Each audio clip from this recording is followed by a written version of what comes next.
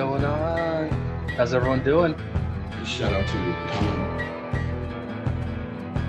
Everybody else who's cool with Colin. Chucky, I didn't say. Get your popcorn and your Coca-Cola and relax.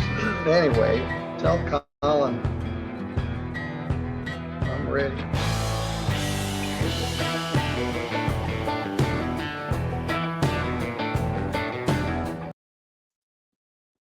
What's going on? This is Colin. How's everybody doing? Happy Saturday, part 2.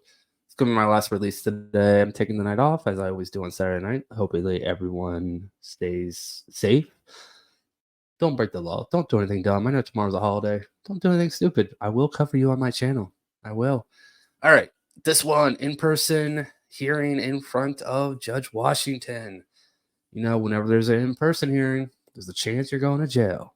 This defendant, we'll see. All right, before I hit that play button, you already know what to do. Hit the like and subscribe. Do your jump kick back flips. Let's go. The court will call the matter of Ypsilanti Township versus Jeffrey Altstetter, case number 22T00700. Paul Barnett on behalf of the township. Assistant Public Defender Don Busey on behalf of Mr. Altstetter, who is standing to my right. Mr. Altstetter, please state your name. Jeffrey Altstetter. Thank you. Good morning, everyone. Good morning. Good morning. All right, we're here today for a violation of probation hearing. Are you requesting a hearing today? I'm not, Your Honor. Mr. Altstetter was now left to accept responsibility for the violation. Thank you. Mr. Altstetter, please have a seat, sir.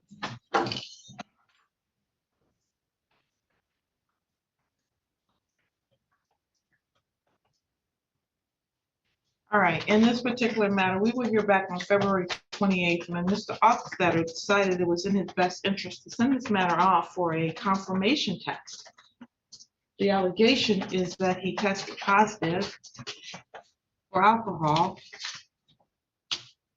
via ETG test on February 21st, 2024 in violation of the no alcohol probation condition. Mr. Altstetter thought that it would be wise for him to send this out to get a test result back, which we now have. Mr. Altstetter, it's my understanding you're going to waive your right to have this hearing today and you're going to admit to the violation. Is that correct? Yes, ma'am. Please raise your right hand to be sworn. Do you swear or affirm that the testimony you're about to provide is the truth, the whole truth, and nothing but the truth? Yes, ma'am. Thank you. Sir, is it true that you tested positive and in fact drank? And that would have resulted in a February 21st, 2024 test, sir? I did, ma'am. All right. You All can right. stop for a second, Your Honor. One moment, please. Sorry. I need to know what's on.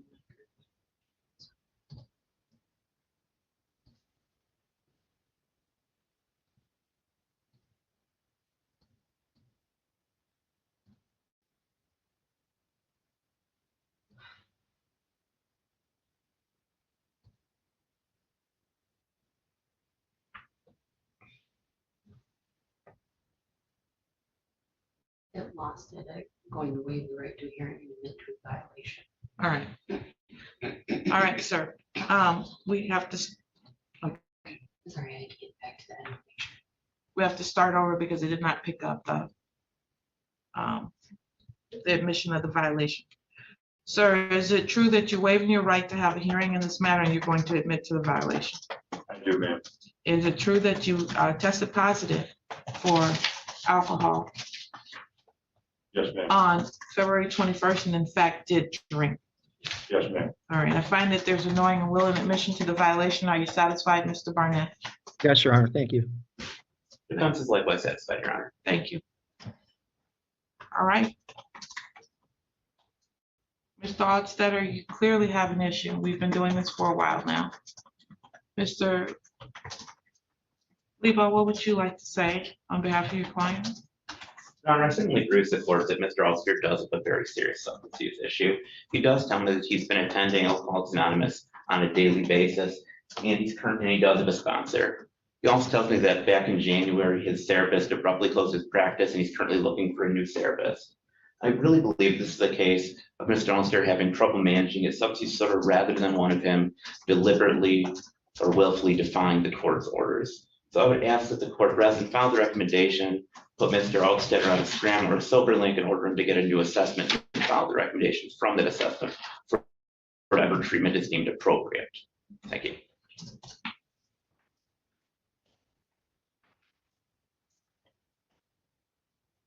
Mr. Barnett?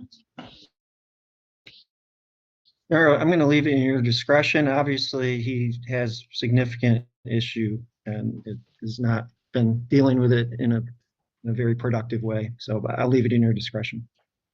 Thank you. You know, Mr. Stetters, what would you like to say, sir? Ma'am? I humble myself before you. Be very careful about what you're going to say.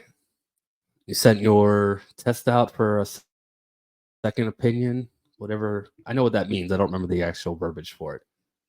Judge Washington's not happy. She's not. Be very careful. His first words, I humble myself before you. That's not a bad start. All right, I'm going to let this play out. You guys all have a great rest of your Saturday. Have a great Easter weekend if I don't see you tomorrow. Till next time. Bye. And the fact that I did in fact drink and did in fact test positive, I did not believe that I drank enough to where it would have tested positive, which is why I requested or actually paid for it to be sent out for confirmation. But I do admit that I did have something to drink, even though it wasn't very much. I'm not a habitual drinker. I am an alcoholic. Obviously, I do have a problem with it. And it sounds joking when I say it this way, but it's more of a summertime drinking. Sometimes I do, sometimes I don't. I don't intend to drink. I make mistakes. And anything that I can do to keep me from going to jail, I'm willing to do. I don't, personally, I don't feel that jail would be a benefit to me, even though I have been violating my probation. I have had clean time, I've had sober time, and I've made mistakes. And clearly the record shows.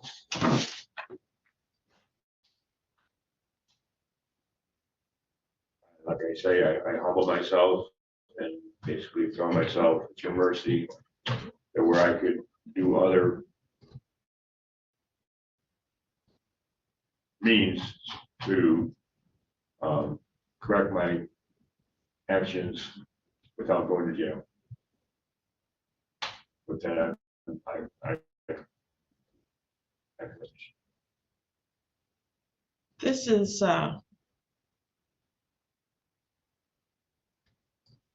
upsetting, Mr. Ostetter. The fact that you believe that you do this sometime. You're before me on two separate matters. Both of them operating a motor vehicle while you're intoxicated. One of them operating a motor vehicle with a high BAC is how we started, at least. You clearly don't understand the magnitude of the problem that you have. This is your third violation of drinking when you're before the court on drinking offenses. You decided that it was in your best interest to have a confirmation test, and now you're sitting here before me telling me that you didn't think you drank that much. The cutoff for ETG test is 100 nanograms per milliliter. Your results were 2,450 nanograms per milliliter, and you don't think you drank that much? That shows me how much of a problem you truly have.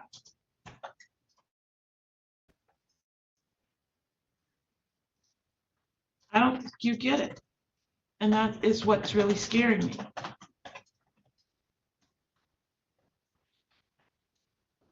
You're going to serve 15 days in the Washtenaw County Jail. There's no credit for that, and you will continue your probation when you get out. And we will talk then when you come back and see if things are better. I'm gonna set you up for 45 days for you to see me on May 15th.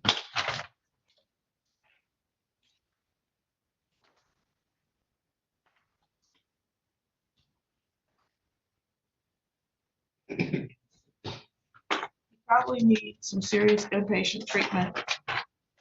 We'll see if this does anything for you. If you can't get it together with this, then the next time you'll be going inpatient for a long time. Do you understand, sir? I do. All right, go with the officer.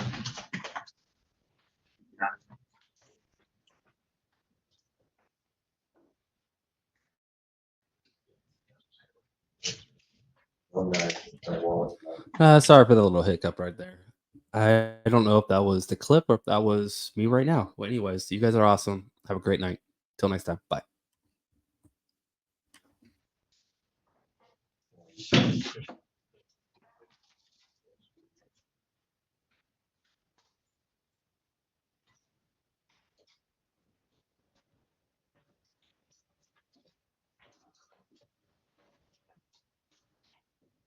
Michelle.